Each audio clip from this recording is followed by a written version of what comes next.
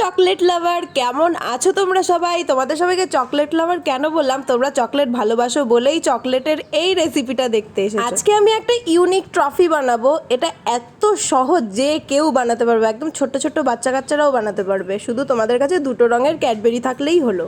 আর যদি এরকম ডিজাইনের বিভিন্ন শেপের যদি আইস কিউবের ট্রে থাকে তাহলে তো আরোই ভালো।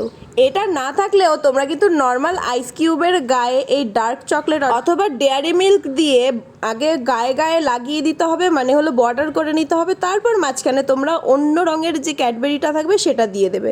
তো এখানে যেহেতু আমি ফ্রুট শেপের ট্রে পেয়ে যাচ্ছি, তাই আমি ফলের যে বোটাগুলো হয় ওগুলো আমি ডার্ক চকলেট দিয়ে দিচ্ছি, আর তার ওপরে আমি দিয়ে দেবো মিল্কি বার। তো তোমরা দেখে নাও বটাগুলোতে কিভাবে দেবে, যাতে বটার জায়গাটা যেইটুকুই দেবে পুরোপুরি ভরাট হয়ে যায়, সেই দিকে খেয়াল রাখতে হবে। তবেই যখন চকলেটটা কমপ্লিট হয়ে উঠিয়ে ফেলবে তখন একদম পরিপূর্ণভাবে উঠবে, আর দেখতে খুবই সুন্দর লাগবে, যেরকমটা তোমরা থাম্বনেলে দেখতে পেয়েছো।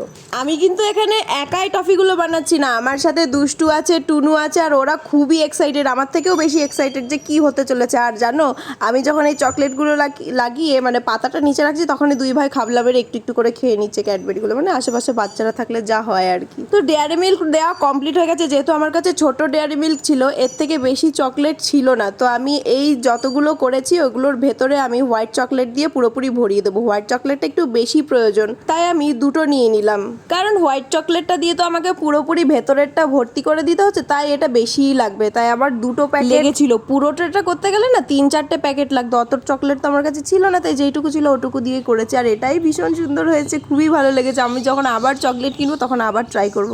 যদি অন্য কোনো রঙের চকলেট পাওয়া যায় তাহলে তো আরোই ভালো, তাহলে রং বেরঙের আমরা ফল বানাতে পারবো। পুরোপুরি চকলেট দেওয়া হয়ে গেলে ট্রেটাকে তোমরা 2-3 ঘন্টা না প্রায় 4 ঘন্টার জন্য ফ্রিজে রেখে দেবে। তারপরে দেখবে কত সুন্দর টফি হয়ে যায়। এই ক্যান্ডিগুলো খেতে সেই চকলেটেরই, কিন্তু দুটো চকলেট মিক্স করে অন্যরকম টেস্ট হয়। কিন্তু আমি 2 ঘন্টা পরই এক্সাইটেডের বসে বের করে দেখি যে ডার্ক চকলেটটা মেল্টই হয়নি। তারপর আরও 2-3 ঘন্টার জন্য রেখে দিয়েছি, মানে তোমরা একটা না 4 ঘন্টা রেখে দিলেই হবে। এইবার আমি 4 ঘন্টা পুরোপুরি 4 ঘন্টা পর বের করেছি। আশা করি এইবার সুন্দরভাবে উঠে যাবে, পুরোপুরি জমে গেছে বরফে।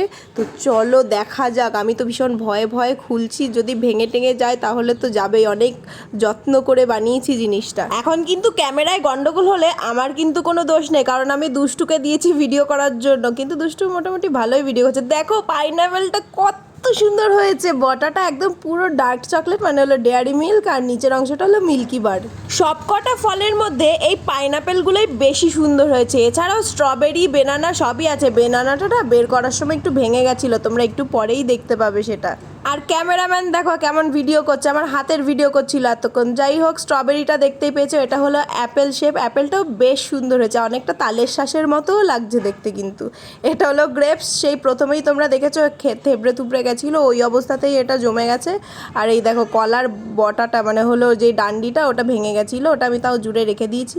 কিন্তু সবকটা দেখতে এত কিউট লাগছে গাইস। আমি জানো, আমি লাস্টে খাইনি, এই ভাঙা যে কলার টুকরোটা ওইটুকুই খেয়েছি। আমার এত মানে কিউট লাগছিল, আমি একটাও খাইনি, সব ওই পুচকি পাচকারাই খেয়ে নিয়েছিল। তারপর দাদা একটা খেয়েছে, বৌদি একটা খেয়েছে। দেখো ওরা খেয়ে কতটা আনন্দ পেয়েছে। তোমরাও বাড়িতে অবশ্যই ট্রাই করো, ভীষণই আনন্দ হবে। আর আমার মতো দেখবে তোমাদেরও খেতে ইচ্ছে করবে না। তো আজকে টাটা।